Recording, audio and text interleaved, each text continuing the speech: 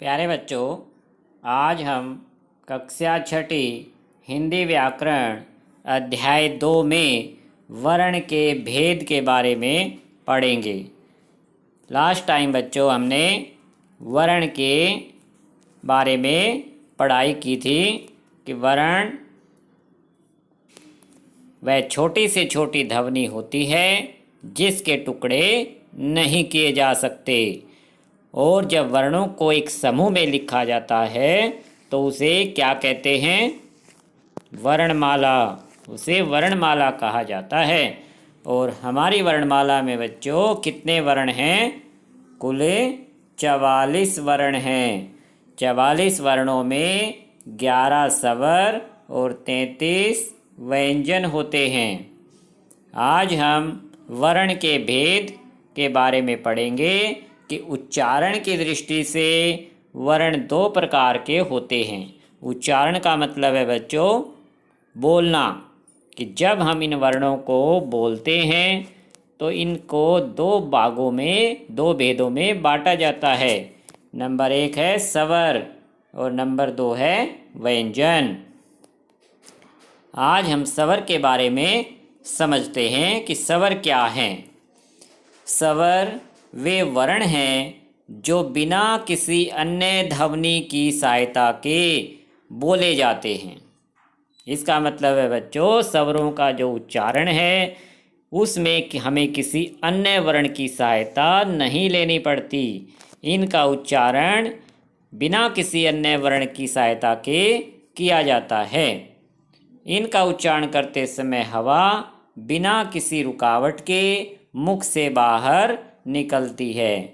हिंदी की वर्णमाला में कुल 11 स्वर हैं। इनको आपको सीरीज में याद रखना है। ए, आ, ई, उ, री, ए, ऐ, ओ, औ। तो बच्चों ए से लेकर औ तक हमारे स्वर होते हैं।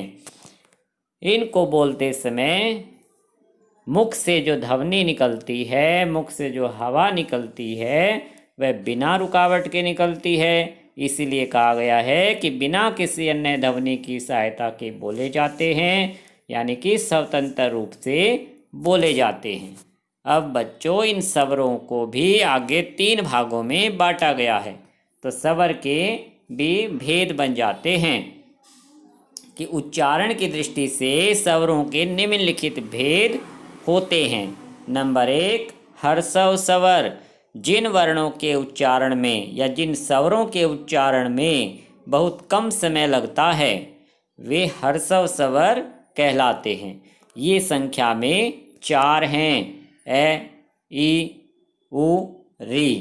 तो ये बच्चों ह्रस्व स्वर कहलाते हैं क्योंकि इनके उच्चारण में बहुत ही कम समय लगता है, कि बोलने में जो लगने वाला समय है बहुत ही कम होता है। सेकंड है बच्चों दीर्घ स्वर। दीर्घ नाम से ही पता लग जाता है बच्चों, बड़े, अधिक। दीर्घ का मतलब है अधिक, तो इसमें अधिक समय लगेगा। कितना समय लगेगा? कि जिन वर्णों के उच्चारण में ह्रस्व स्वर से 2 गुना समय लगता है, कि मान लो ह्रस्व स्वर बोलने में अगर हमें 1 सेकंड लगे तो दीर्घ स्वर बोलने में 2 सेकंड लगेंगी। ये तो एक उदाहरण था, वैसे 1 सेकंड से भी कम समय लगा। ए बोलने में मान लो आधी सेकंड लगती है तो दीर्घ स्वर बोलने में 1 सेकंड लगेगी। तो कहने का अभिप्राय है 2 गुना समय लगता है, वे दीर्घ स्वर कहलाते हैं। ये संख्या में 7 होते हैं। आ, ई, उ, ए, ऐ, ओ, औ। तो इस तरह से बच्चों ये 11 स्वर 2 भेदों में बंट जाते हैं। मुख्य रूप से 2 ही भेद होते हैं। तीसरा भेद है प्लुत स्वर। इसका प्रयोग केवल बोलने में अधिक किया जाता है, कि प्लुत स्वर जिन वर्णों के उच्चारण में दीर्घ स्वर से भी अधिक समय लगता है, दीर्घ स्वर से भी जो ज़्यादा समय में बोले जाते हैं प्लुत स्वर कहलाते हैं। जैसे ओम, कि ओम का उच्चारण करने में हमें लगभग ह्रस्व स्वर से 3 गुना और दीर्घ स्वर से 2 गुना समय लग जाता है या अधिक समय लगता है। तो इस तरह से बच्चों ये थे स्वर के भेद। मुख्य 2 भेद हैं, ह्रस्व स्वर, दीर्घ स्वर, और तीसरा भेद प्लुत स्वर माना गया है। अब बच्चों हम पढ़ेंगे इन स्वरों की मात्राएं, क्योंकि जब ये स्वर व्यंजन में शामिल होते हैं तो ये अपनी मात्राओं के रूप में शामिल किए जाते हैं। स्वरों की मात्राएं। स्वरों का प्रयोग जब व्यंजनों के साथ किया जाता है तब उनका स्वरूप बदल जाता है। उनके मूल स्वरूप के लिए कुछ चिन्हों का प्रयोग किया जाता है। ये चिन्ह मात्राएं कहलाती हैं। ए को छोड़कर सभी स्वरों की मात्राएं होती हैं। ए की मात्रा सभी व्यंजनों में जुड़ी हो रहती है कि ए ध्वनि की जो मात्रा है बच्चों वह सभी व्यंजन में पहले ही जुड़ी हुई होती है। जैसे क एक व्यंजन है, क ध्वनि का जब उच्चारण करते हैं तो उसमें ए ध्वनि भी शामिल होती है। जैसे क, इसमें देखो ए की साउंड हमें सुनाई दे रही है, तो ए की कोई मात्रा नहीं होती, वह पहले ही सभी व्यंजनों में शामिल है। अगर हम व्यंजन से ए को अलग कर देंगे तो उसका स्वरूप इस तरह से लिखा जाता है, तब इसको बोला जाएगा क। तो उसमें ए की ध्वनि नहीं आती। जब क को पूरा बोलेंगे तो आवाज़ आएगी क, यानी उसमें ए की ध्वनि शामिल है। बाकी वह स्वरों की जो मात्राएं हैं उन्हें देखिए टेबल में दी गई हैं। आ की मात्रा इस तरह से खड़ी लाइन के रूप में लगाई जाती है। जब आ को क में शामिल करेंगे तो उसका रूप बदल जाएगा का, जिसके उदाहरण हैं कागज, काजल।